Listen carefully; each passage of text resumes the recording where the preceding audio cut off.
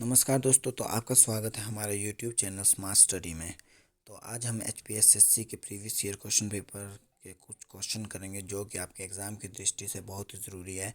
और ये क्वेश्चन आपके एचपी पटवारी, सेक्रेटरीट क्लर्क और एसआई के एग्ज़ाम में भी बहुत ही उपयोगी रहेंगे।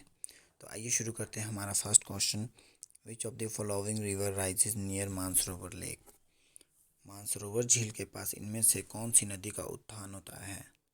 तो ए गंगा, बी यमुना, सी इंडस रिवर, फोर्थ गोदावरी। तो इसका सही स्थान है इंडस रिवर।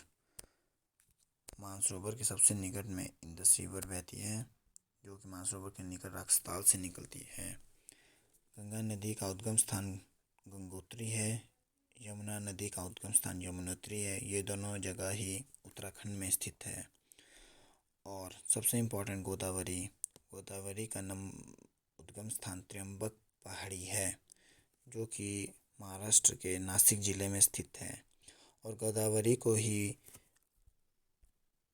दक्षिण की गंगा कहा जाता है और दक्षिण भारत की सबसे लंबी नदी गोदावरी है। चलिए हमारे अगले क्वेश्चन की ओर। As per census 2011 the decadal population growth of India. जनगणना 2011 के अनुसार भारत की दशकीय जनसंख्या वृद्धि है। ए 17.69, 23.64, 12.94 और 13.89। तो इसका सही आंसर है दोस्तों 17.69, ऑप्शन ए। तो इसी के साथ हमें जान लेना ज़रूरी है कि भारत में सबसे पहली जनगणना कब हुई थी। तो भारत की सबसे पहली जनगणना दोस्तों 1872 में हुई थी जो कि लॉर्ड मेयो के कार्यकाल में हुई थी। और स्वतंत्र भारत की सबसे पहली जनगणना कब हुई थी? स्वतंत्र भारत की सबसे पहली जनगणना 1951 में हुई थी। चलिए अगले क्वेश्चन की ओर। The president sorry at present total number of states and union territories in India. Bharat में वर्तमान राज्य और संघीय क्षेत्रों की कुल संख्या कितनी है? इसका बिल्कुल सिंपल उत्तर है दोस्तों ऑप्शन बी 36, क्योंकि 28 स्टेट है हमारे पास और 8 यूनियन टेरिटरीज। अगला क्वेश्चन दोस्तों। The Jana Gana Mana was adopted as the national anthem of India on. Jana Gana Mana Bharat के राष्ट्रीय के तौर पर अंगीकृत किया गया 24 जनवरी 1950, 25 जनवरी 1950, 26 जनवरी 1950 या इनमें से कोई नहीं। तो इसका सही उत्तर है दोस्तों ऑप्शन ए 24 जनवरी 1950। तो 24 जनवरी 1950 के दिन राष्ट्रगान जो है हमारा जनगण मन लिया गया था। और ये किसके द्वारा लिखा गया है? ये लिखा गया है रविंद्रनाथ टैगोर। और हमारा राष्ट्रगीत भी इसी दिन 24 जनवरी 1950 को ही लिया गया था और ये भी लिखा गया है हमारा बंकिम चंद्र चटर्जी के द्वारा। चलिए दोस्तों अगले क्वेश्चन की ओर। One Chaitra normally falls on which date of the Gregorian calendar. Gregorian calendar में सामान्यतः एक चैत्र किस दिन आता है? 22 मार्च, 22 अप्रैल, 22 मई और 22 जून। तो इसका सही उत्तर है दोस्तों, उम्मीद है कि आपने बिल्कुल सही लगाया होगा, 22 मार्च।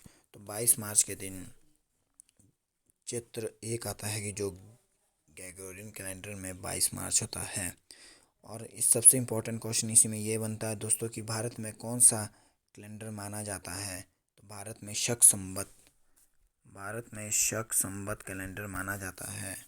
ये एग्ज़ाम की दृष्टि से बहुत बार रिपीट हुआ वो क्वेश्चन है। इस बार भी इसके आने की बहुत बहुत संभावना है।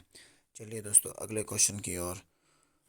What is the ex officio chairman of the Rajya Sabha. Rajya Sabha का पदेन सभापति कौन है? President, vice president, prime minister, leader of opposition. उम्मीद है दोस्तों आपने इसका भी सही आंसर लगा दिया होगा। राज्यसभा का सभापति होता है दोस्तों वाइस प्रेसिडेंट। तो इसके साथ हम कुछ और मुख्य क्वेश्चन डिस्कस करेंगे, जैसे कि हमारा प्रथम वाइस प्रेसिडेंट कौन था? वो था सर्वपल्ली राधाकृष्णन। और इसी के साथ हम राज्यसभा पे भी कुछ क्वेश्चन डिस्कस करेंगे, जैसे कि दोस्तों राज्यसभा का सदस्य बनने के लिए न्यूनतम कितने वर्ष आयु चाहिए? राज्यसभा का सदस्य बनने के लिए न्यूनतम 30 वर्ष आयु होना अनिवार्य है।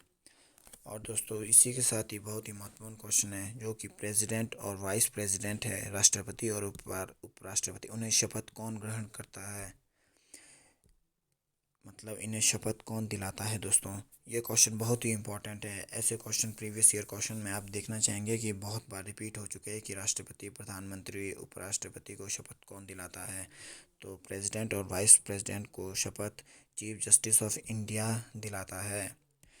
मतलब सुप्रीम कोर्ट के मुख्य न्यायाधीश राष्ट्रपति और उपराष्ट्रपति को शपथ दिलाते हैं। तो इसके साथ हमारे पास एक और क्वेश्चन निकल कर आता है दोस्तों, first chief justice of India कौन थे। तो first chief justice of India H J. Kania थे। और आजकल कौन है, कमेंट सेक्शन में मेंशन कीजिए जल्दी जल्दी। तो आजकल हमारे चीफ जस्टिस ऑफ इंडिया है एन.वी. रमन्ना, जो कि 48 चीफ जस्टिस है। मतलब 48वें चीफ जस्टिस ऑफ इंडिया है वो है एन.वी. रमन्ना।